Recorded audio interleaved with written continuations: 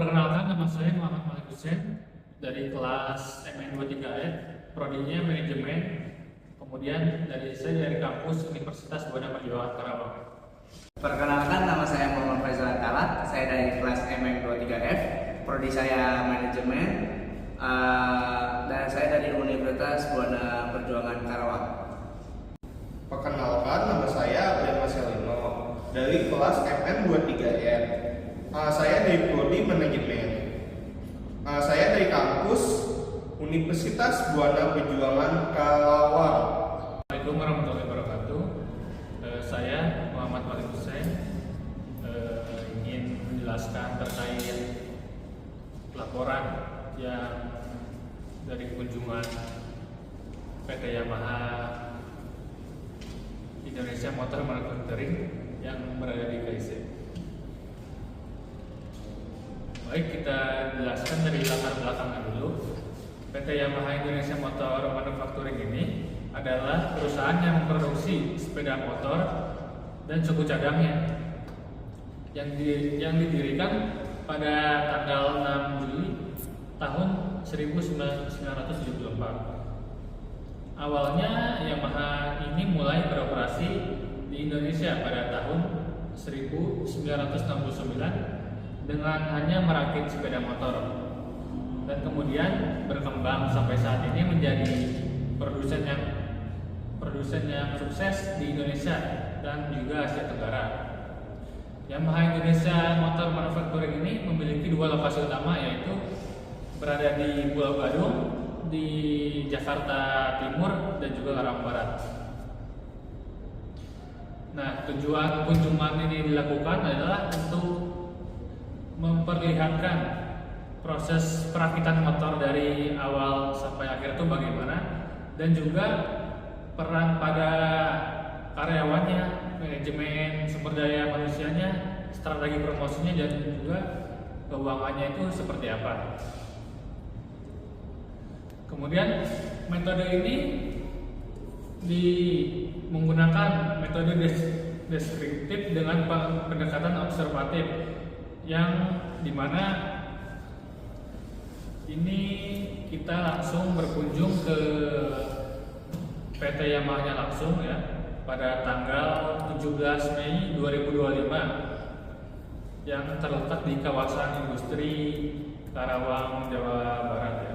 Kegiatan ini adalah kegiatan dari kampus Universitas Buana Perjuangan Karawang yang mengikuti mata kuliah ekonomi manajerial. Kegiatan ini dirancang untuk memberikan pengalaman langsung kepada mahasiswa ya, karena di sana dilihatkan semuanya dari proses perakitan motornya, dari awal fondasi mesinnya sampai ke hasil jadinya. Kemudian perusahaan besar seperti Yamaha ini mengolah sumber daya manusia, ada SDM-nya, terus pemasarannya, dan juga keuangannya yang secara terintegrasi. Perkenalkan, nama saya Brian Marcelino. Saya di sini akan menjelaskan hasil kegiatan peran karyawan. Peran karyawan di PT Yamaha menerapkan budaya kerja berbasis KIGF dan total quality management yang mendorong partisipasi aktif karyawan dalam proses peningkatan mutu. Karyawan secara rutin mengikuti pelatihan internal dan eksternal serta diberi kesempatan berkontribusi dalam kelompok Konprisnu Express Skills Plus. Kalau di sini ada pengolahan sumber daya manusianya, ada pengolahan karyawan di PT Yamaha, menerapkan sistem total kualitas manajemen dan Speak KIGF sebagai dasar budaya kerja. Perusahaan filosofi ini mendorong karyawan untuk terus meningkatkan kualitas kerja secara berkelanjutan. PT Yamaha tidak hanya menerapkan karyawan sebagai pelaksanaan produksi, tetapi sebagai bagian integral dalam inovasi proses. Perusahaan menyediakan pelatihan berkelanjutan dalam berbagai bentuk, termasuk pelatihan keselamatan, pelatihan, kepemimpinan, serta diskusi internal seperti quality control. Perkenalkan, nama saya Muhammad Faizal Atala. Saya di sini akan menjelaskan tentang promosinya ya. Promosi di salah satu PT Yamaha yang kami kunjungi ya, yaitu hasil kegiatan strategi promosi. Yamaha fokus pada pendekatan digital marketing untuk menjangkau pasar milenial dan Gen Z. Kenapa? Karena menurut saya kebanyakan pembeli motor di salah satu PT Yamaha itu kebanyakan adalah milenial dan Gen Z, dan menggunakan platform seperti TikTok, Instagram, dan YouTube. Mereka juga aktif melibatkan komunitas pengguna motor Yamaha dan promosi. Makanya kenapa di sini itu milenial pasarnya milenial dan Gen Z, karena di TikTok kan paling aktif itu ya generasi milenial dan generasi Gen Z ya.